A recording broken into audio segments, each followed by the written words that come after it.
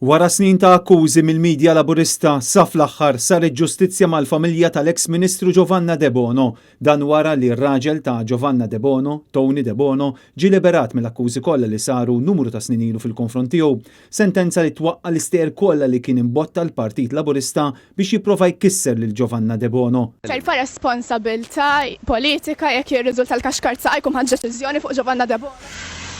ċerfa responsabilità, Doktor. Akkużi li issa kollha sfumaw fix-xejn b'deċiżjoni ċara tal-Qorti ta' Għawdex.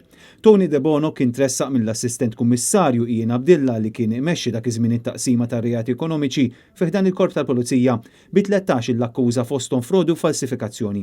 Fis-sentenza tiegħu il-Maġistrat Neville Camilleri ma sabx lil Tony De Bono ħati tal-akkużi u ċanfar lill-Pulizija illi setet investigat il-każ aħjar u insista li l-Pulizija kellhom jevitaw li De Bono jiġi mressaq il-qorti fuq akkużi serji kriminali.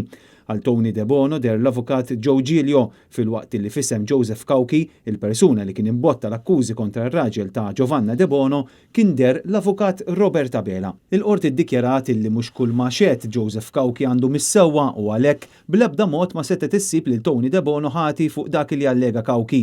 Il-Maġistrat sab li l-akkużi kienu biss konġenturi u xejn ibbażat fuq provi konkreti, bis-suspetti li wieħed seta' kellu f'Tony De Bono jisfumaw fix-xejn wara li l-qorti qieset l-evidenza voluminuża miġjuba kontra r-raġel tal-eks Ministru ta' Għawdex.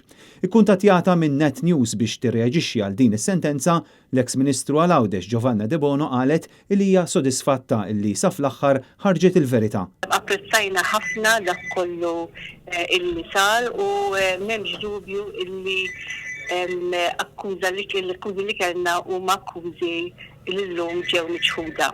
Raġel ġie liberat minn kull akkuża ma kienx dubju li hekk kellu jsir għaliex konna nafu li aħna tiġu akkużati fuq affarijiet li raġel tiegħi qatt ma wettaq għaliex ix-xogħol li ġie akkużat tiegħu huwa xogħol li kellu kull dritt jagħmlu anzi kien fl-obbligu tiegħu u tagħna li dak ix-xogħol isir.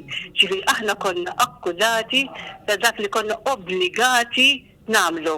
Fl-istess waqt Giovanna De Bono raddet ħar lil poplu kollu, speċjalment dak Kawċi, tal-appoġġ li baqgħu jagħtuha tul dan iż-żmien.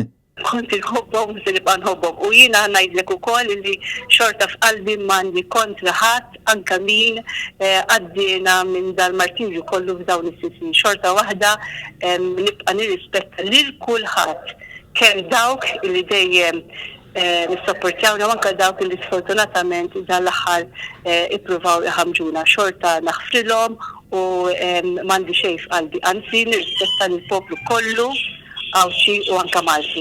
Intant wara din id-deċiżjoni tal-qorti il-kap tal-Partit Nazzjonalista Bernard Grech qal li dan il-każ jikkonferma illi l-familja De Bono spiċċat il-qorti intortament u llum mhux biss rebaħ is-sewwa iżda bdiet issir ġustizzja ma' din il-familja.